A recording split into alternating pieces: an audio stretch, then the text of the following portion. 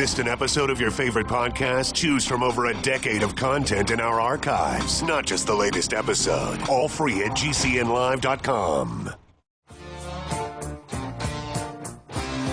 This is your call to action. Get prepared, America.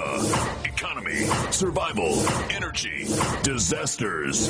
This is USAPrepares.com. Informative radio, educational radio. Interact now by emailing instructor@USAPrepares.com or text at 434-390-7953. Class, please take your seats. Now, your instructor, Vincent Finelli. Everyone all set? Cocked? Locked? Here we go. Your dial set correctly to USA Prepares. Thank you for being with us today. If you'd like to call in, we'll pay for the call, 866-582-9933.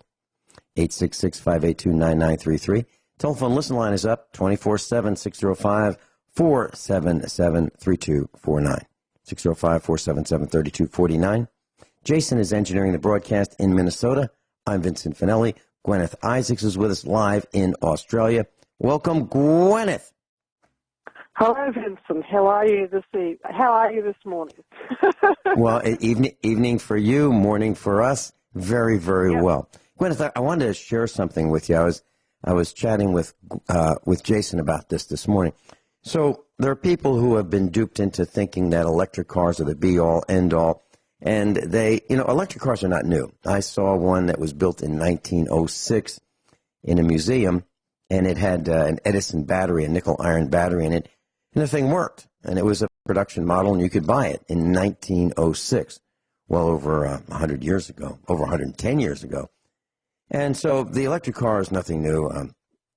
Elon Musk, kind of making people think that he's invented something. Well, he's just improved on it. Well, so electric vehicle owners were thinking that, there's a tax on gasoline, around 40 to 50 cents per gallon, depending on where you live, maybe even a little higher in some places in the United States. And so people were thinking, boy, this is great, it's green, it doesn't pollute. Well, that's not true either. It does pollute because generating electricity does cause pollution, whether it be coal or natural gas or nuclear reactors. Whatever it is, it causes pollution. Okay, even hydro. Well, in the construction of the hydro equipment. All right, so people have thought they can avoid paying gasoline sales tax.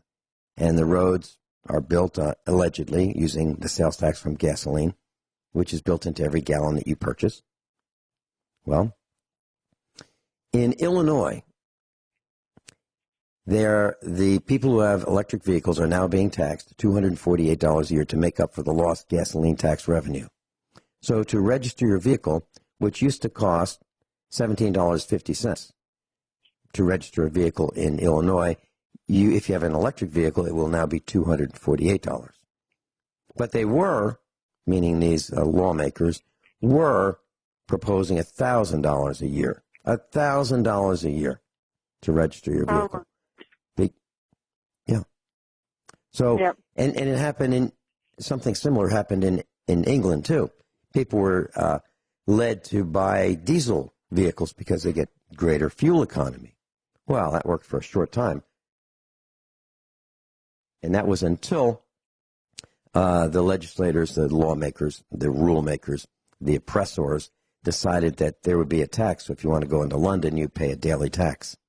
And they hiked the fees for owning diesel vehicles. So people who had diesel vehicles wanted to dump them. But in Europe, you can get 50 miles per gallon easily with a diesel vehicle, small little runabout. But this is kind of interesting what these lawmakers do. And I think people who lead the villagers into a corral and then attack them, I think there need to be special penalties for those kinds of guys. And there is one state who is going to be signing into law that once a pedophile, a perverted sex offender, has been released from prison, the males will be castrated. So if you're a child predator, child sex offender, you would be castrated in this state. And I'll have to look up exactly which state it is, but I was reading about that last night. And I was thinking, okay, what a great idea. Okay, so let's castrate these males who prey on little children. After we cut the tongues out of those politicians who lie to us. So they should lead by example. Yeah. Yeah. Yep. They should lead by example. So if they want to cut off the reproductive organs of men who are sex offenders, well, then let's cut the tongues off of politicians who are lying to us and cheating us and leading us to slaughter. And I mean it. I'm not exaggerating. So first, let's do that. Then we'll see how well that works. And if it works really well, then we can proceed on to the sex offenders. You know, because I think politicians should lead by example in everything they do. What do you think? Well, you know, it's like this. It is hypocrisy what these politicians are doing. You know, they're all in it just for money, power, and control. They don't care about us.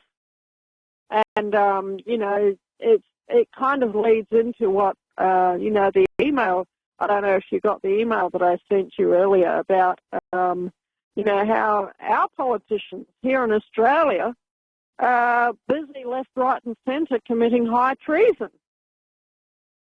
They, you know, they're not setting a good example. They, there's currently 3 Chinese warships docked in Sydney Harbour. How's that? And the ABC, the Australian ABC, reported on it. And they said, it's okay, you know, they're just here stocking up and having some R&R, you know, so you don't have to worry about it. I think we do have to worry about it, you know, and these politicians with their tongues are deceiving the people in a most treasonous way. They're telling the people with their tongues that, you know, it's all okay, the Chinese ships are just here having some rest and recreation, when, you know, like I said, Blind Freddie knows, and everybody else knows as well, that the Chinese are bent on world domination. They're bent on world domination in America. They're bent on world domination everywhere else. And, you know, I think that actually cutting out their tongues would be a bit too good for them, to be perfectly honest. Because I know it was the Alabama. To people it was the who Alabama. allowed to freeze the ships in their port, and you know, enemy ships in the port in previous days. You know what the penalty would have been in previous days? It would have been hanging, drawing, and quartering. The gallows, drawing and quartering. Stand up against this. Yeah. Yeah. Stand up against this wall just for a minute, and you know, we're going to have these guys aim their rifles at you. Yeah, and yeah. So it was the Alabama legislature passed a bill requiring child sex offenders to undergo castration. Now it's going to be chemical castration, whatever that is. So yeah, I guess that's a little more humane. Well, than it's like this. I surgical know castration. Particular pedophiles who are for sure pedophiles who are actually women. So the absence of a male set of genitals, you know, really doesn't make you stop being a pedophile. The problem is with these people in their mind. That is where the real problem is. They you know, it's, oh my gosh. If you had, okay, I should point out before I continue any further, okay, I'm not necessarily advocating that we should harm these people. All what I'm saying is, what would happen if you have a dog that habitually attacks sheep or other livestock? What would you need to do to that dog? Well, most people would put him down. Yeah. That's what farmers would do. That's right. That's what happens here in Australia. What's worth more, a sheep, a cow, or a child? Mm-hmm. And I know that you have the death penalty in the United States, in many states. Mm-hmm. Mm-hmm. And I think that in states where they have the death penalty in the United States, that the death penalty ought to be applicable to child molesters. Because if a dog is worth less than a human, and a cow or a sheep is worth less than a human, and yet if a dog attacks a sheep or a cow, it gets the death penalty. It does. Right. And I know that that's going to be really controversial, okay? But I know that in the United States you've got the death penalty. And, I think that should be one of the things that people ought to be put down for. Mm-hmm. I think that the death penalty has its place. And I think that is probably a good place for it. Yeah, so that's my humble opinion. Well, there's a rifle in the United States made by Sturm Ruger, and it's called a ranch rifle. And it's chambered for different cartridges, but the idea is this is a rifle that the farmers would carry with them as they travel throughout their farm, so that predators attacking their livestock can be dispatched, killed by the farmer. And that's what happens. And literally, it's called a ranch rifle. Yeah. Yeah. And, but like I say, I'm aware that pedophiles by the authorities seem to be a protected species. And personally, I think it's wrong.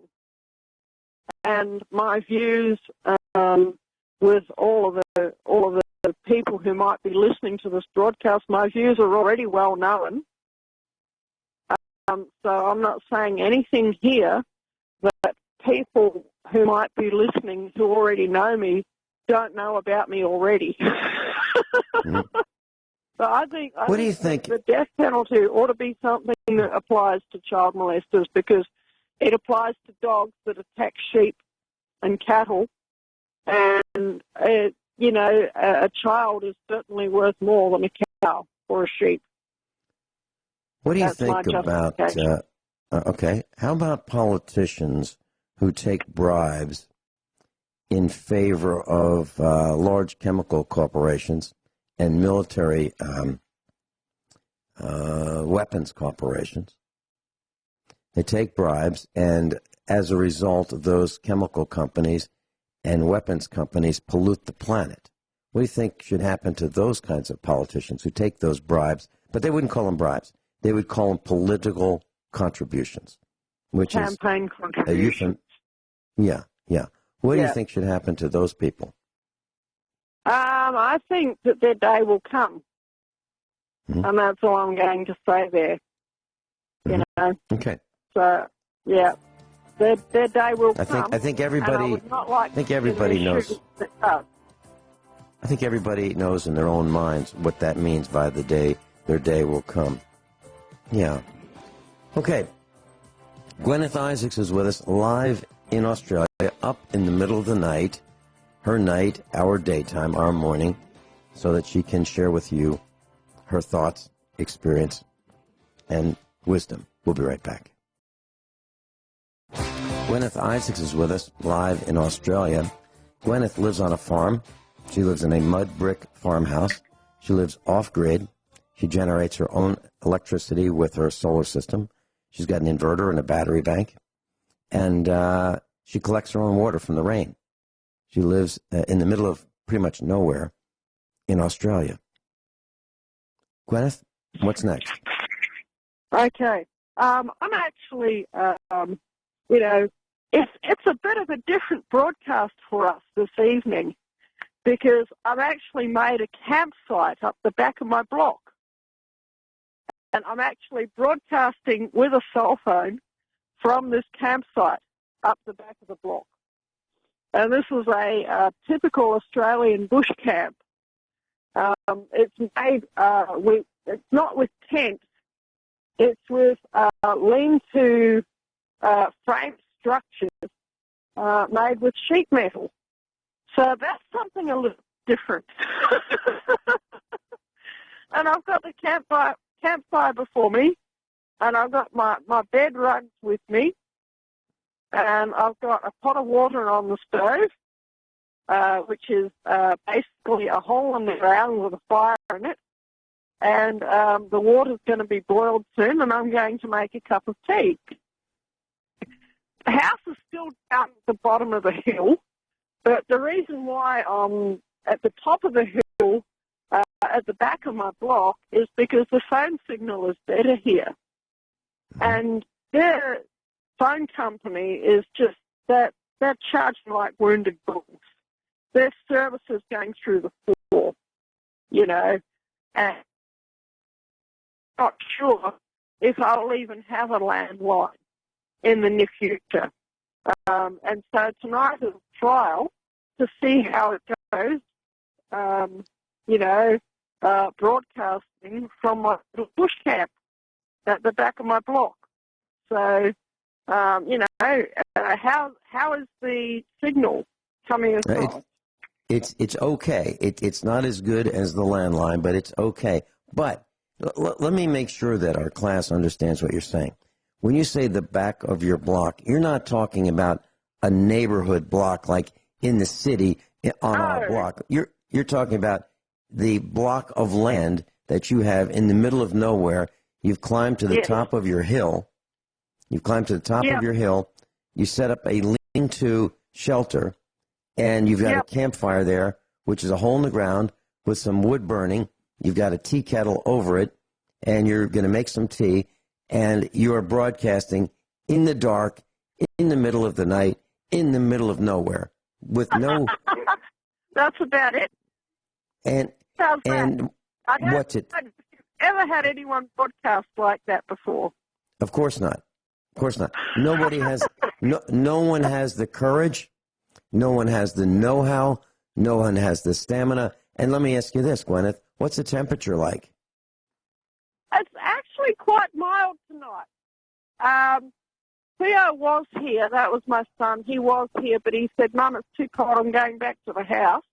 But the way that I've got the lean-to built, it's actually quite cozy because I've got the sheet metal rigged up on about a 45-degree angle, and it's reflecting the heat back towards me. So the fire is in front of me. The heat from the fire is going up into the sheet metal and is actually bouncing back. And it's quite warm and cozy. And it's a well-known method, basically, for having a cozy campsite. And it's much cozier than a tent would be.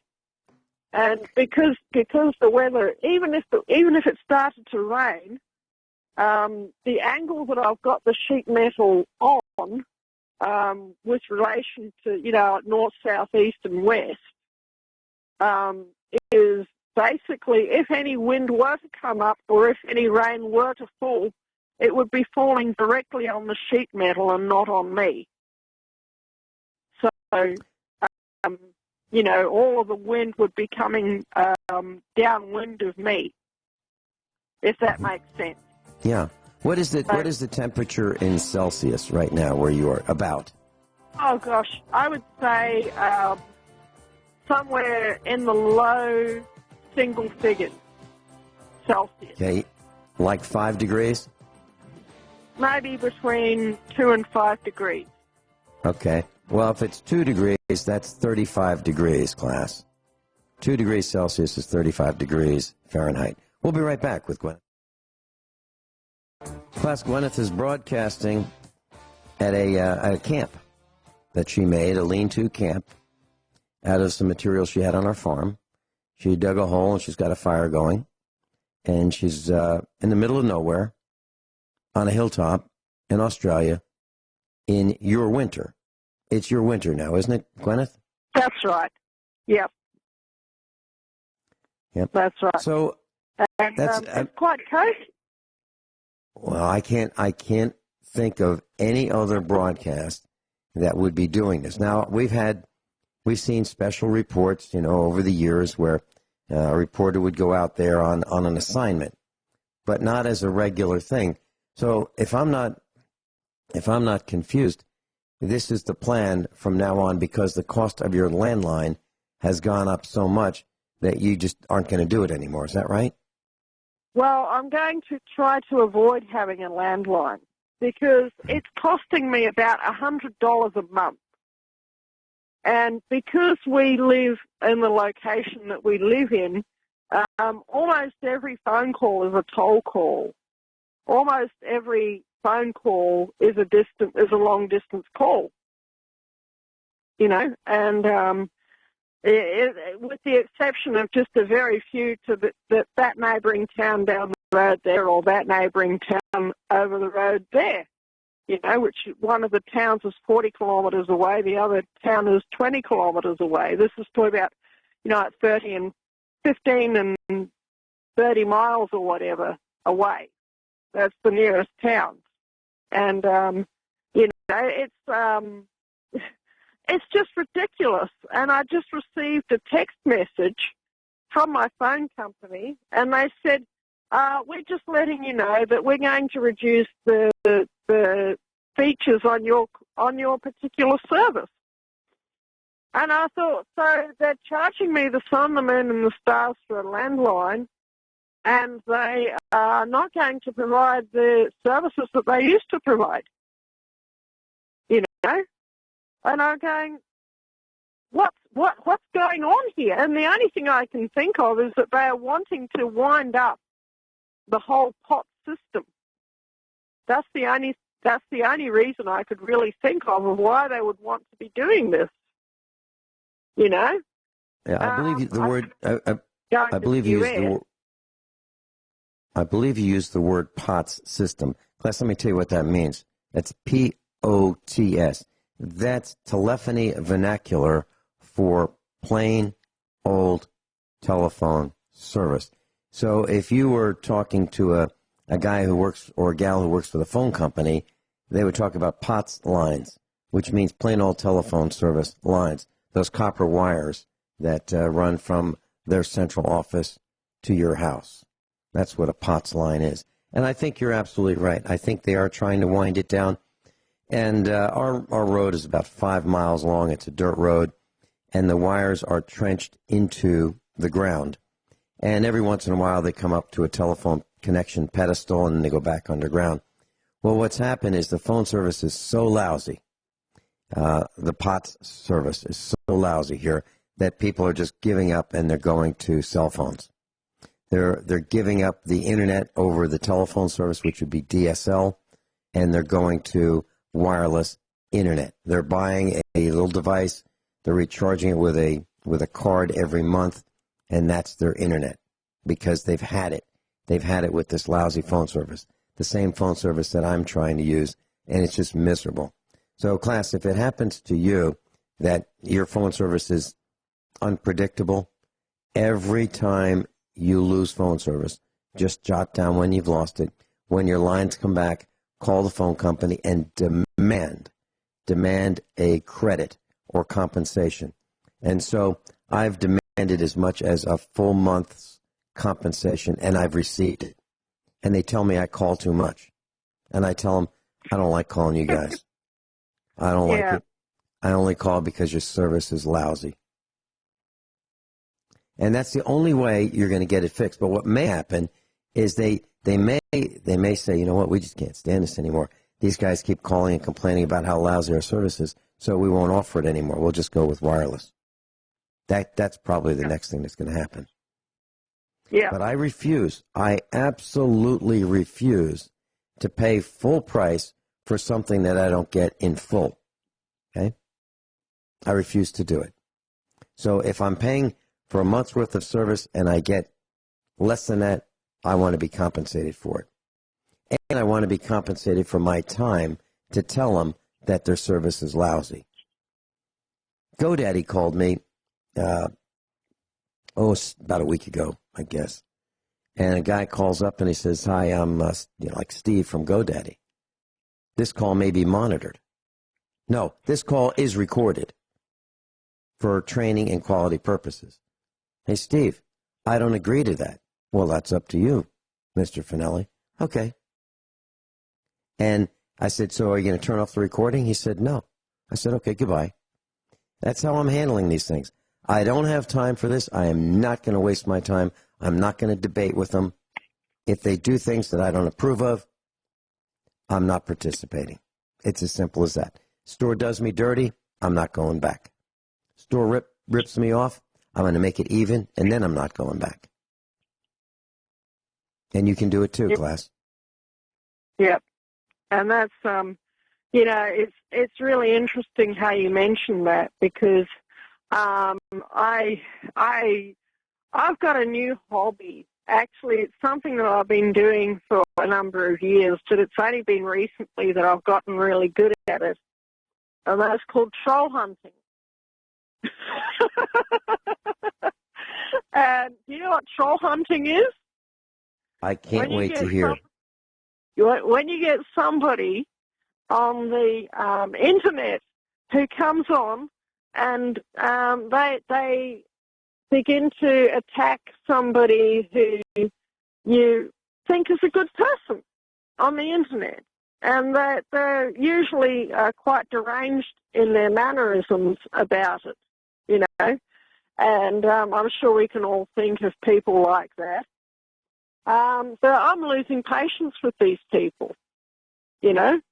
And I had one particular fellow, and I actually had warned him that if he didn't back off that I was going to make him famous, so I think I can make him famous. His name is called Les Power, okay? And Les Power was having a go at a friend of mine by the name of Wayne Glue. Now, Wayne Glue is actually a personal friend of mine. He and his wife, Juliana, are very good friends of mine. And when I was living in Geraldton, Wayne would from time to time pop into my place and have a cup of tea or coffee with me. And we would discuss politics and the common law. That was an area that both he and I were interested in. And he was actually a great deal of help in my education in that area. But anyway, this guy, Les Power, he got a problem. And you know what his problem is, Vincent? He thinks that the police are good people. Yeah, can you imagine that? You know, something, him and I don't get on. And Wayne is actually a retired policeman. He's actually a retired police detective, okay? And Wayne and I get on great, but guess what? Wayne doesn't get on with the rest of the blue team anymore. He's been shoved to the outside. They don't like him because he won't buy into their cartel. He thinks that a cop's job ought to be to go and get the bad guy. And I agree with him. I'm not against the police. I'm just against the police behaving as a criminal cartel. And I'm not alone in my perception of the police behaving as a criminal cartel, because guess what? There's a particular motorcycle club here in Australia. I think they're also in the United States. They're called the Bandidos Motorcycle Club, okay? And they're quite strong in Victoria. And the president of the Bandidos lives in a town probably about an hour or 90 minutes drive from here called Echuca, okay? And he came out in the national press, okay? I think I sent you that article too in the same email or in another email. And he came out in the national press, the president of the Bandidos Motorcycle Club, and said the police are nothing but another criminal gang. And that's a quote. So I don't know if you have that article in front of you, Vincent. No, I don't. But I can tell you this. that my understanding is that the Bandidos Motorcycle Club is a club with worldwide membership, about over 20 countries, over 200 chapters, and about 5,000 members. It was founded in the 1960s, or formed in the 1960s in Texas, in the United States. And they have a motto, and their motto is, "We are the people our parents warned us about." Yeah. So these people do not pretend to be good people. And I'm not saying that they're good people, but what they are saying is that the president of the Bandidos in Australia has come out and said the cops are nothing but another criminal gang. And I think that's a very, very interesting comment for him to make. Well, we have one of our class members, one of our students, is a cop. And he calls me every once in a while. And he told me one day he was a cop. And I said, "Are you serious?" And he said, "Yeah." And I said, "And you listen to USA Prepares?" He said, "Every day." And I said, "And you hear the things I say about the police?" And he said, "Yes." And I said, "Well, how do you feel about that?" And he said, "I agree with you." He's not a former cop. He is a cop. And I said, "Well, I'll bet you don't get along so well with your peers." And he said, "Not at all. He doesn't get along with the fellow cops because they are a criminal cartel. They are shaking down we the villagers." I've asked him to come on the radio with me, and he would prefer not to do that. He's listening right now. He's probably wondering what I'm going to say and if I'm going to expose him. And I'm not going to. I'm not going to expose him. I'm not going to betray that trust. So here we have one guy. Now, I haven't met him, but it appears to be that he's different from all the rest. And he's not in the shakedown business. And he's told me about some of his adventures and how he would help people. And he was one of those protect and serve, be friendly, and do the kinds of things that we always expected the cops to do before they became the Blue Plague. Many of them. So I've never met him, but he may be the only one who's not the Blue Plague. Live in Australia in a bush camp, Guineith Isaacs. Guineith, I'd like to take a short detour and save the New South Wales police convictions. I've got that in front of me for right after the top of the hour. I think it's going to be unbelievable for our class to hear what the blue team has been up to, attacking the villagers. But before that, I want to share something that I think is an important safety announcement. So yesterday, our son came home with some steel barrels, 55-gallon barrels, sometimes they're called drums, for moving purposes and for storing things like dog food, chicken food, those kinds of things in to keep the mice away and the predators away from these feed items. So I put them on a trailer. We strapped them down, and I got out the high-pressure washer, I connected it to the hose, and tried to start it, and it wouldn't start. And here's what happened. And this is a very serious situation, class, and this is going to happen to probably all of your equipment as well. I'm talking about gasoline-powered engines, these single-cylinder engines with the fuel tank above the carburetor. So here's what happens. The carburetors fail, and the shut-off valves fail. So fuel comes out of the tank, which is at the highest point of the engine, single-cylinder gasoline engine, like a lawnmower engine, rototiller engine, pressure washer engine, you name it, those kind of engines, the kind you pull with a rope to start. Well, the carburetor, well, first of all, the fuel shutoff valves don't work right. After a while, they degrade, and they don't shut off the fuel. So the fuel will continue leaking downhill through the shutoff valve that's off into the carburetor. The carburetor leaks fuel, and it shouldn't. It should have a float that shuts off the fuel. And the fuel will leak into the through the air cleaner area, down into the combustion chamber, through the piston rings, and into the oil. Some of the fuel will probably leak out the air cleaner onto the engine and possibly onto the ground or wherever you have it stored in your garage. What I'm talking about is a carburetor system, a fuel system, with a shutoff and a gas tank that leaks fuel. We've had 2 of these that have done it. 2 different brands, Asian-made engines. One's a Honda, and one is a Honda knockoff on a Troy-built rototiller. They both have the same problem. They both leak fuel, and it's not our fault. Because every time I'm done with using these devices, I shut off the fuel, and I run the engine until the carburetor's out of fuel. But that's not good enough. So what happens is, and this is really serious, it can cause a fire because of the volatilized gasoline in your garage, if you happen to have it in your garage. The fuel can spill on the muffler, and the whole thing can catch on fire very easily.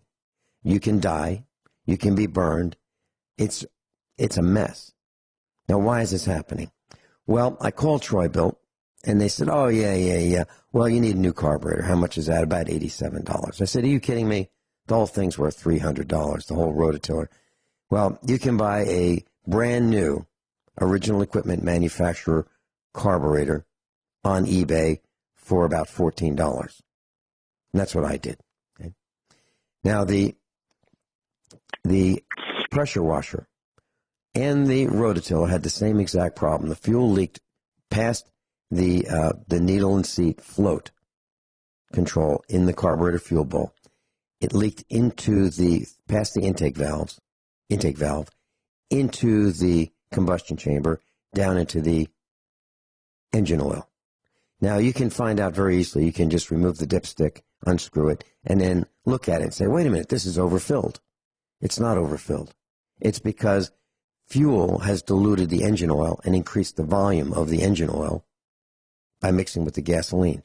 If that's the case, you are going to destroy your engine when you start it because your fuel is mixed with the engine oil, so you have less lubrication. And an air-cooled engine is lubricated and cooled by the oil. So you're going to destroy your engine if you don't have a fire. So pay attention, check your oil level, and see if this is happening to you. If it is, you're going to need to replace the carburetor because you can't clean them. It doesn't work. I've tried. So you'll have to get a carburetor and you have to bolt it on.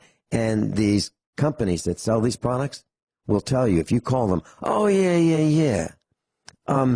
Those carburetors, they're a normal replacement maintenance item. You know, you change your spark plug, you change the air filter, you change the carburetor.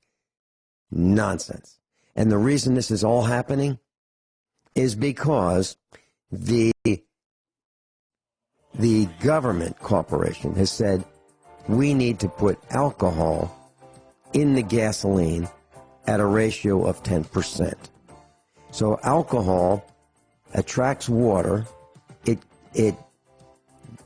It causes the carburetor to not function right because the water sitting in the bottom of the fuel bowl rusts the fuel bowl, corrodes, jams open the needle and seat, and then gasoline runs into your crankcase and out the air cleaner. So that's a quick safety announcement. It's absolutely true. And during the week, if you'd like to call and say, oh, yeah, that's happened to me, I'd love to hear your call. Guineith and I will be right back. We're going to be talking about the cops. Everyone all set? Cocked, locked. Hour number 2 of USA Prepares.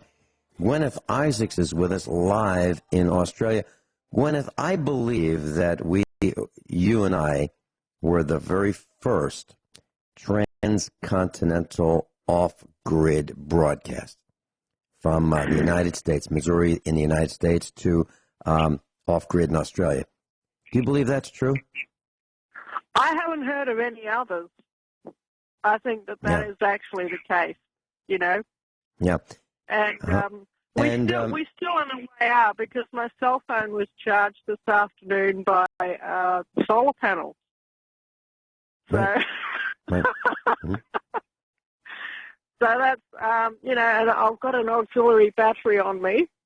So there's no danger of us running out of electricity on my cell phone, you know. Mm-hmm. And also, I believe we were the first broadcast to have a regular weekly Australian correspondent in the United States. I believe we were the first to do that too, and that would be you. Yeah, I haven't heard of any others. Mm-hmm. Yep, and so as a reward, radio, I believe, is on the downside. I hate to say that, but I think there are fewer people listening to the radio. And Guineith, I was in my truck. During the last couple of weeks, I was in my truck. I don't even like going out anymore.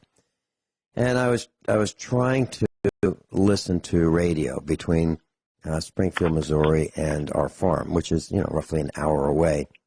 I couldn't find a single thing that I was interested in listening to. What I find, and the reason I'm mentioning this is I'm wondering if it's similar in Australia. It is this alleged music that you cannot listen to, this modern stuff, which is, it's repeating the same phrase. It's not even a sentence. Same phrases over and over and over, electronically enhanced, and they call that music. The people who are at the microphone allegedly singing cannot sing without computer enhancements, audio enhancements. So that would be the music side.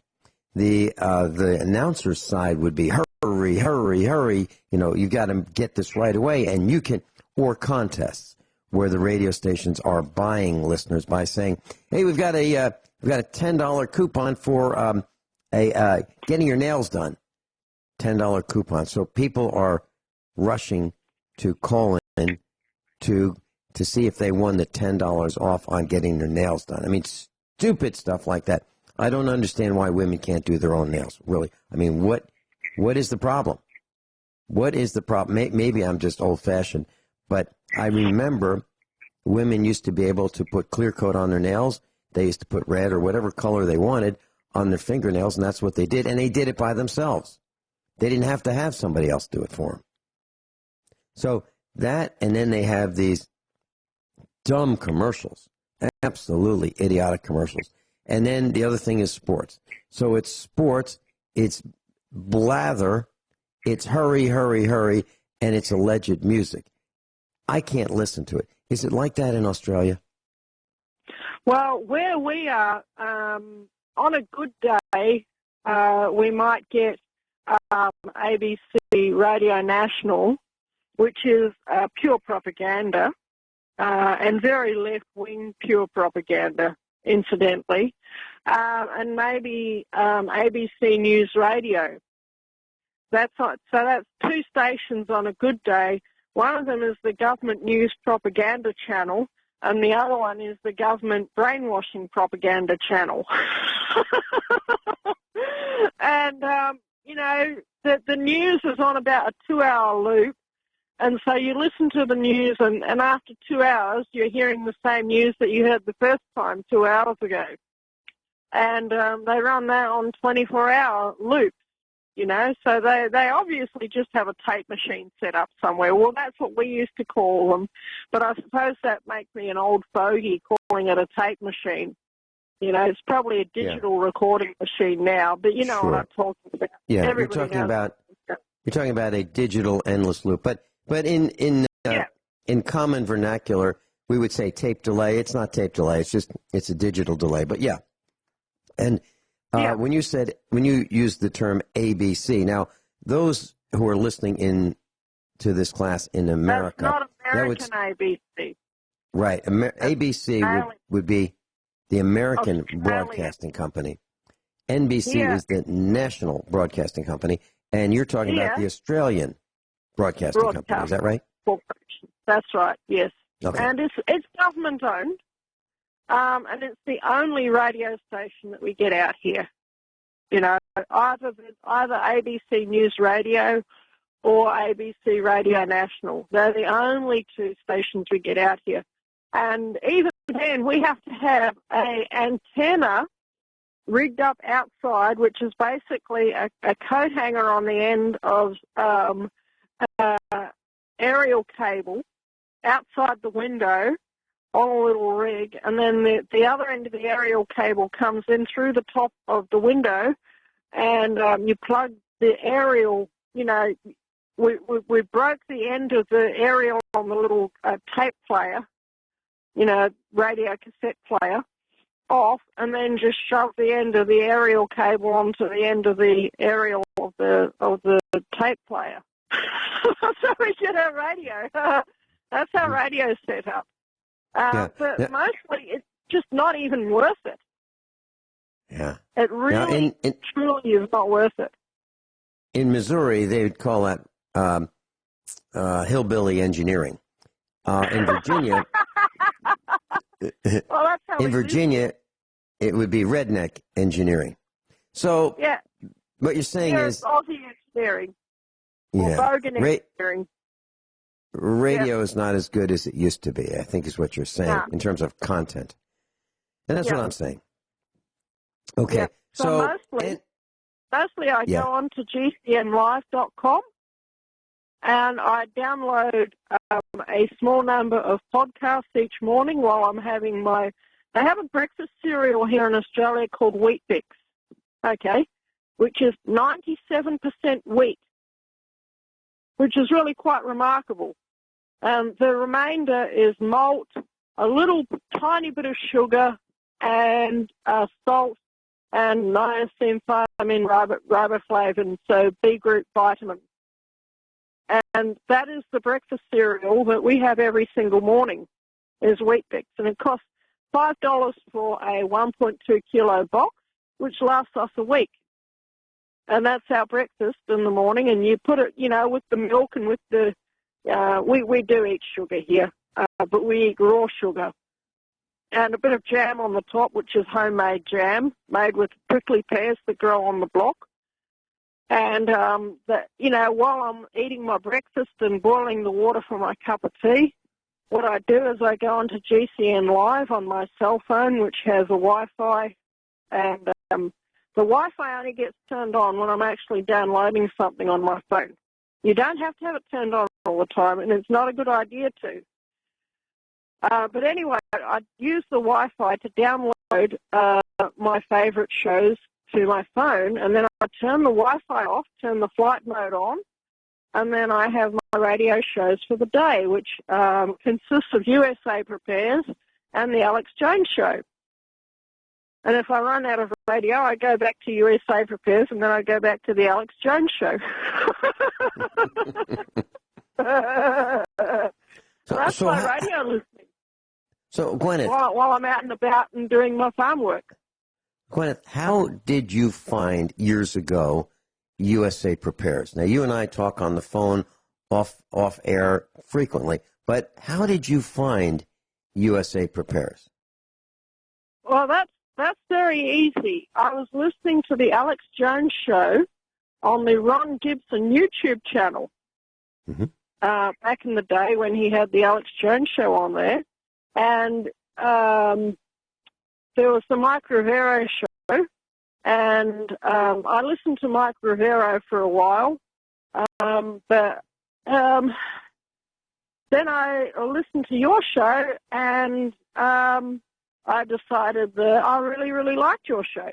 For whatever reason. I mean, I reckon that Mike's a great guy, but he didn't quite resonate the way that you did with me. His show did not quite resonate, for whatever reason, the way that USA Prepares did. And I think I know why, because there's a couple of reasons.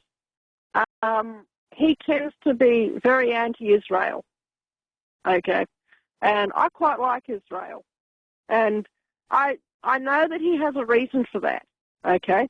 I'm not saying that I dislike him as a person, but a lot of people get confused with, you know, the Mossad agency and all the rest of them. They do a lot of bad things, okay? But Israel as a nation the Middle East would be a much worse place if Israel wasn't there, is all I can say. But anyway, that's just me being honest. But like I say, a lot of his other information is excellent. I really, really like a lot of his other information, okay? And I'm sure that as a person, he's a great guy.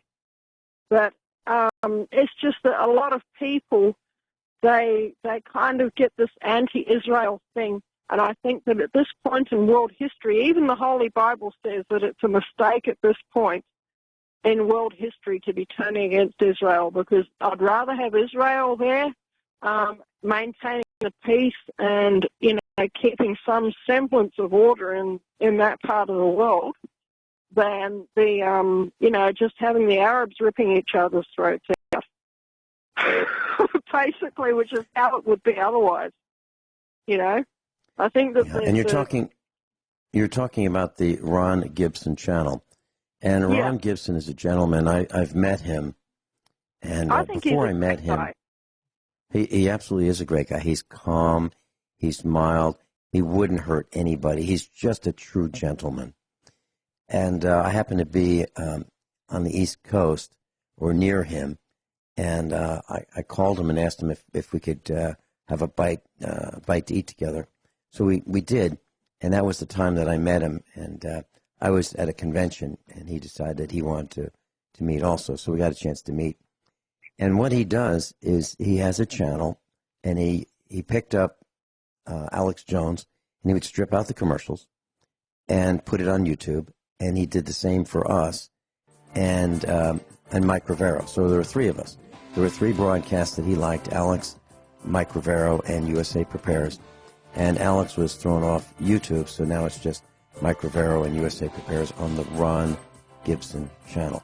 So, class, if you want to listen, that's another way. Just go to YouTube and type in, or you can go to a search engine, type in YouTube, USA Prepares, and you'll find Ron Gibson.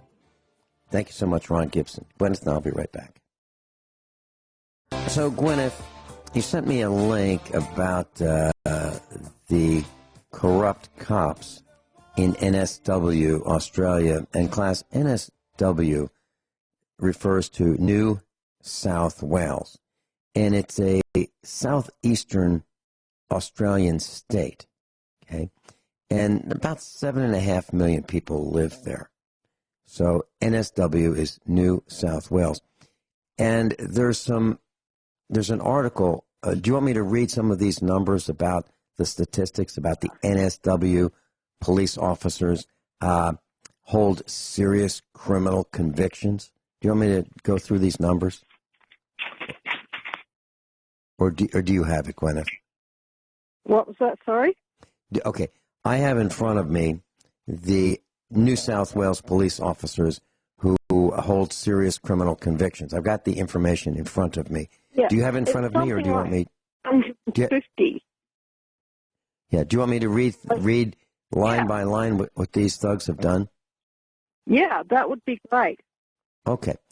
So, class, there's an article on ABC, Australian Broadcasting, that says that the New South Wales police have these convictions, and they've been convicted of the following things: stealing.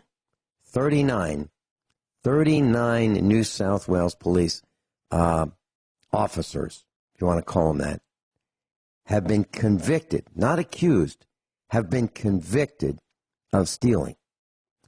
Break and enter stealing, 14. Malicious damage, that's damage with malice, intent, 14.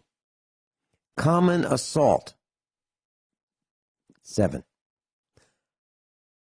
Assault occasioning actual bodily harm, 4.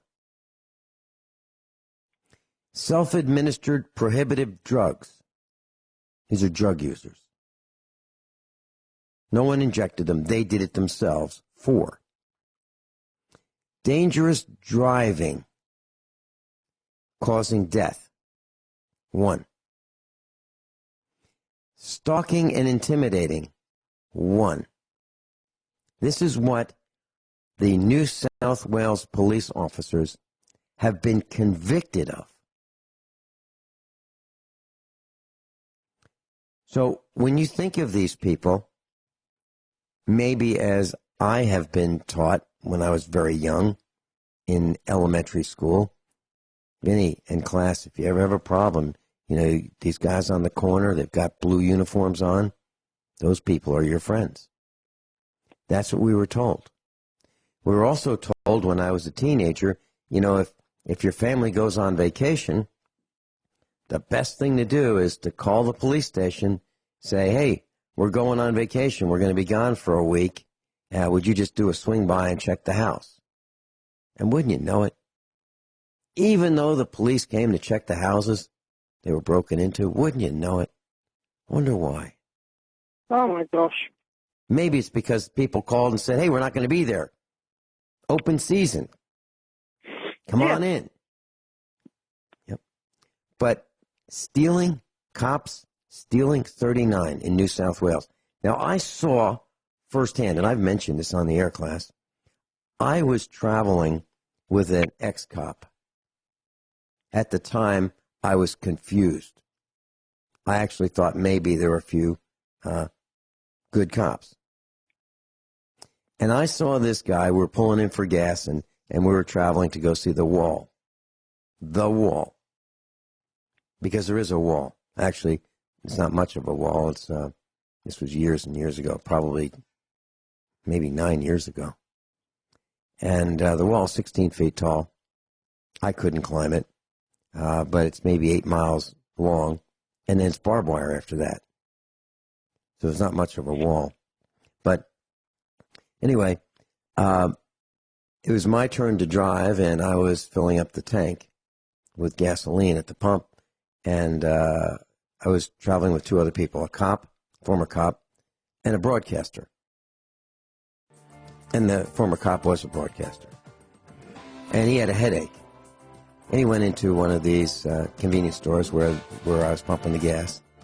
And I went in and I saw him take a potion off the shelf for a headache and put it in his pocket without paying for it. I saw him do it. Oh, my God. And I looked at him like, really? Are you kidding me? Oh. Yeah, I have to pay for this. No kidding. So, Guineith, to continue this discussion, let me read some more of these statistics about the New South Wales Police Department in Australia. And, class, when you hear this, you're going to realize that what we've been saying all along is absolutely true. So, the total number of convictions recorded against these 437 officers are 595 convictions. 595 convictions against 437 cops. 1 out of every 40 North South Wales cops, 1 out of every 40, has a criminal record.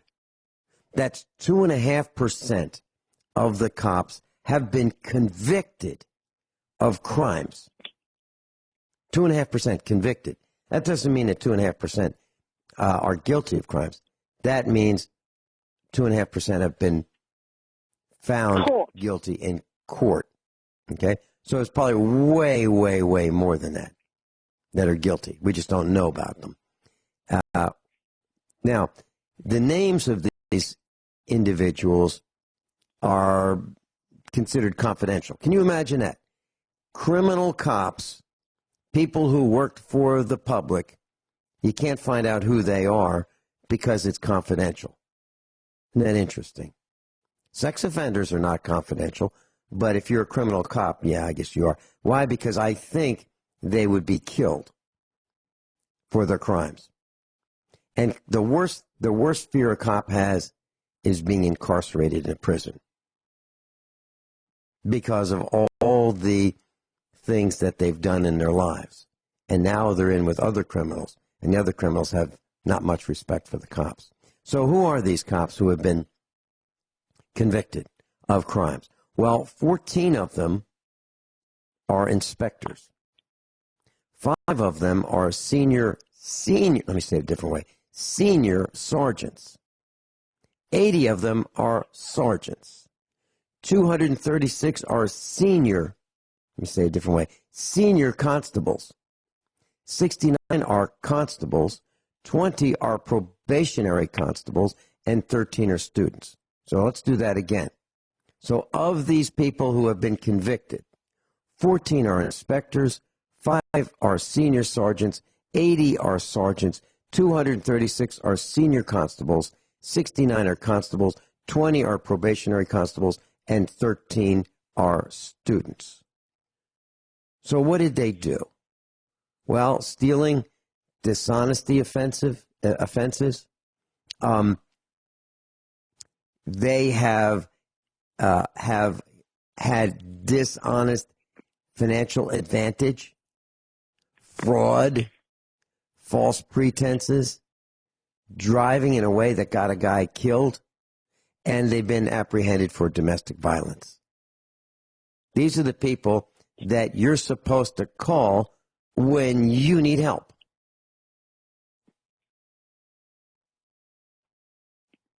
These guys, these cops, have a higher incidence of domestic abuse against their spouses, much higher, many times higher than the general public.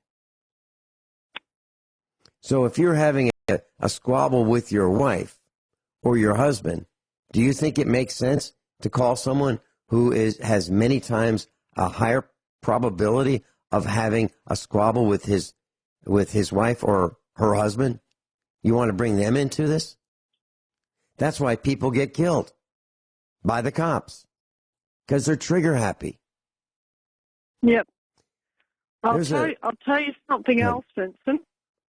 My source on that article, okay, the fellow who passed it along to me, seemed to have seen an earlier version of that article. I think that article was probably edited by the ABC, because apparently the original figures were more like 3,500 criminal cops. And my source was absolutely sure that it was 3,500. And when he pulled up the article again, he found that it was the figures that are presented to you, which is much, much lower. So if we've got 3,500, that means that instead of 2%, it's more like probably 15% of cops, which is getting up to 1 in 6, which is probably actually a more realistic figure. In my humble opinion, just from my anecdotal evidence, around here in this municipality, we've got around about 10 police that are residents, and every single one of them is as bent as a dog's back leg. And that's just how it is. There are no non-corrupt police in this whole municipality. Every one of them is corrupt, including the female token one that they bring in when they have to deal with a woman like me, who's not likely to be friendly to them. They put a woman in there and they think that that's going to make me appreciate them a bit more, but it doesn't, because I can see it for what it is, and it's just pure bloomin' tokenism. That's all it is, just tokenism. You know what tokenism is? Yeah. We have a friend. What Rick Shealy talks about all the time. Right. Right. Yep. Yeah, we're low on black guys, so let's get one of them. We're low on black gals. Let's get one of them. We're low on Puerto Ricans. Let's get some of them. We're low on Mexicans. Let's get some of them. We're low on Asians. Let's get some of them. But we don't need any white gals or guys, because we got plenty of them. Yeah. Yeah, that's what he's talking about. Yeah, but I would tend to believe, I think that ABC article probably was doctored. I think that if anybody out there in the class sees an article like that with the sort of thousands of criminal offences instead of just hundreds, then they ought to take a screenshot of it. On Windows 10, on XP, you've got the little screen capture button, print screen, and on most of the earlier versions of Windows, it's print screen. I'm sure they have some sort of thing on Macintosh and Linux as well, but on Windows 10, there's an app called Snipping Tool. And if you just go into the search function and type in Snipping Tool, then it'll come up. But you have to know that it's there, because if you don't know that it's there, you'll never see it, because it never comes up on any menus. They want to make it hard for people to do this sort of thing. But if you come up with these sorts of statistics, like in XYZ municipality, the press is reporting that there were 10,000, criminal offences by policemen. Screenshot it and save it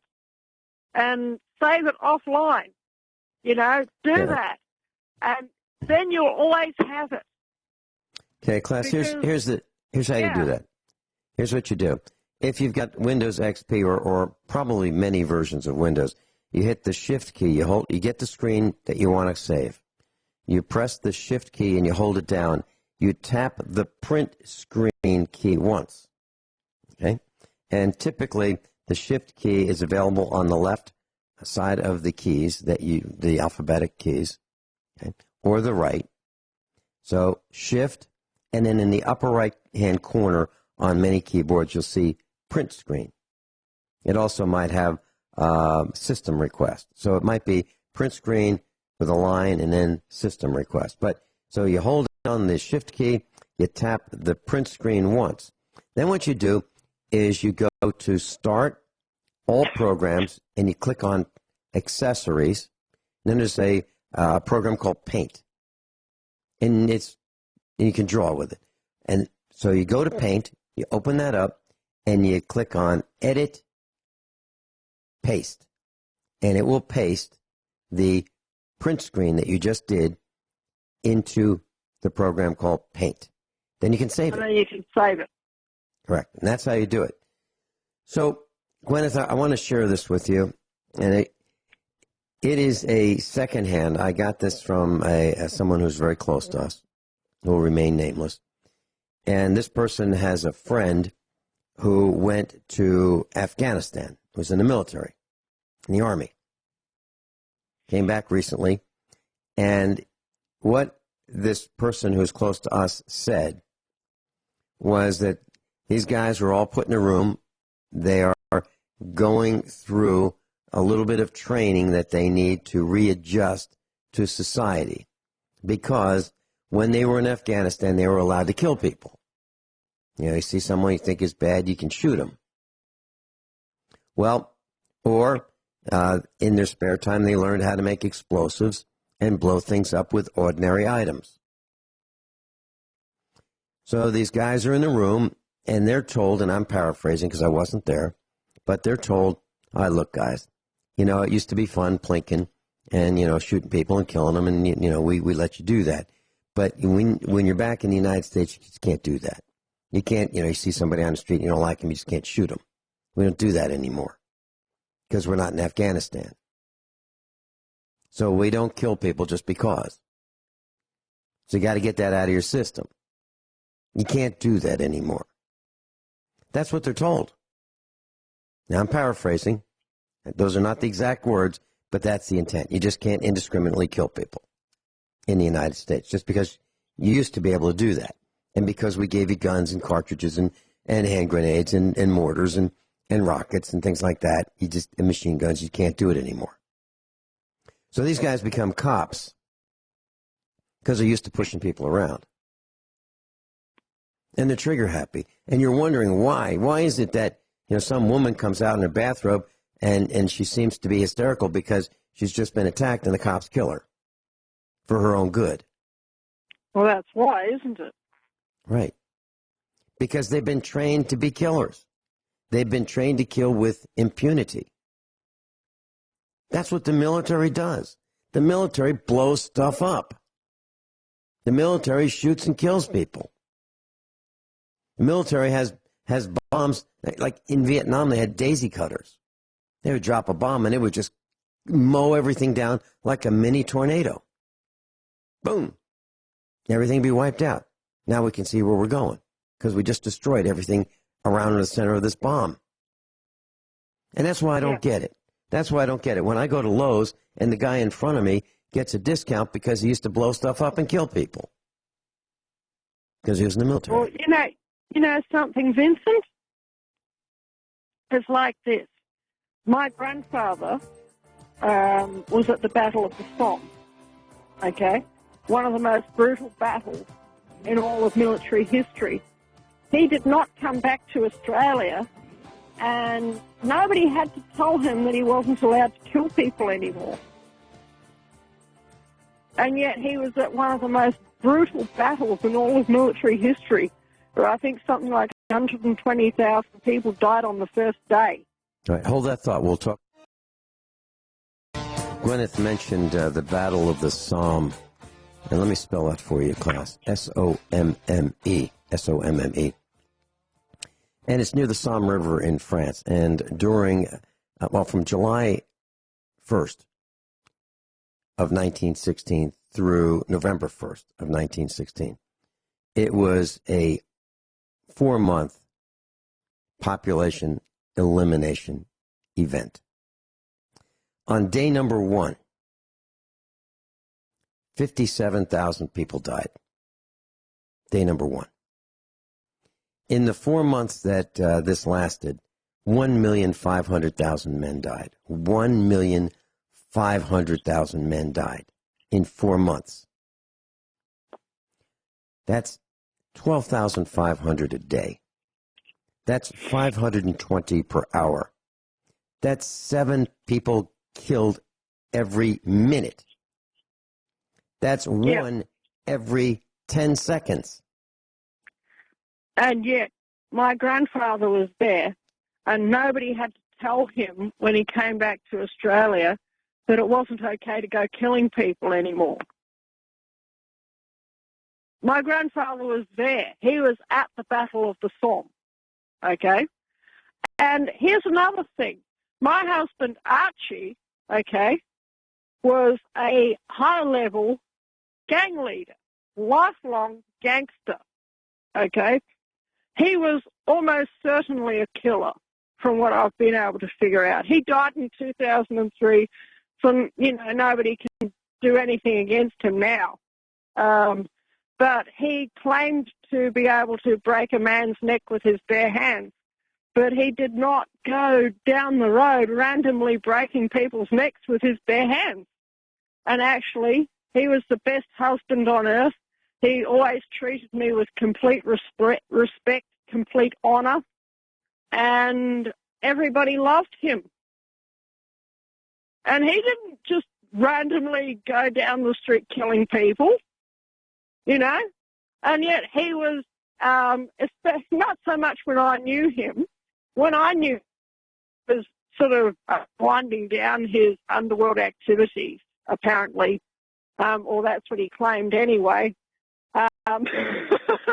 But you never really retire from that life, Vincent. You would be aware of that. But he didn't randomly go killing people. That's what my neighbors say. My neighbors say that I haven't retired. Mm-hmm. Yeah, but he didn't just go randomly killing people. Mm-hmm. This is it. I've had contact with certain of his associates, and I've had contact with his family members, including family members that are currently in the mafia, and they're all incredibly respectful people that do not, but every one of them's a killer, but they don't just go randomly killing Joe Blow down the road. There's something else going on in the psychology of these soldiers who become police. And me personally, I think that it's a power kick. And I'll tell you what, if you're in the mob and you're on a power kick, you will not live long. If you're in the underworld and you're on a power kick, you will not live long because somebody's going to pop you. They're going to recognize that you're a liability, that you're going to bring trouble, and they're going to just make sure that you don't do that. And, you know, that's it, you know. That's just been my, you know, observation and experience.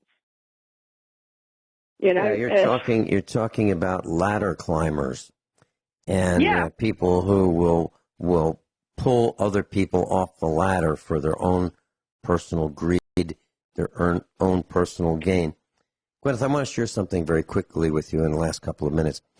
Last night I was watching a video, actually several videos, about mice and third world country mousetraps. And what they would do is, there's so many mice in these third world countries that they would take a 5-gallon bucket. They would make a little board ramp up to the top of a 5-gallon bucket.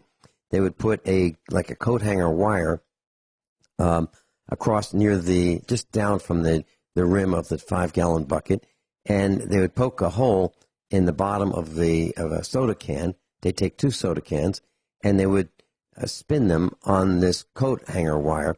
So what would happen is they'd put some peanut butter or something like that on one of the Coke cans or soda cans. The mouse would climb up the ramp, see the peanut butter, climb out onto the soda can, which would spin, and they'd fall into the bucket and die. Well, what would happen is they would have so many mice all pushing and shoving each other to try to get to the food that a whole bunch of them would die. And that's what people are like, pushing and shoving, me first. Leaving themselves. I think it's the protected status of the police that's the problem. Yeah, it is. I really do. It is. And they get used to pushing and shoving people around. And they kind of like it. So they can go into those stores and steal things, which I saw firsthand. Guineith, thank you so much for being with us. I'll see you next week.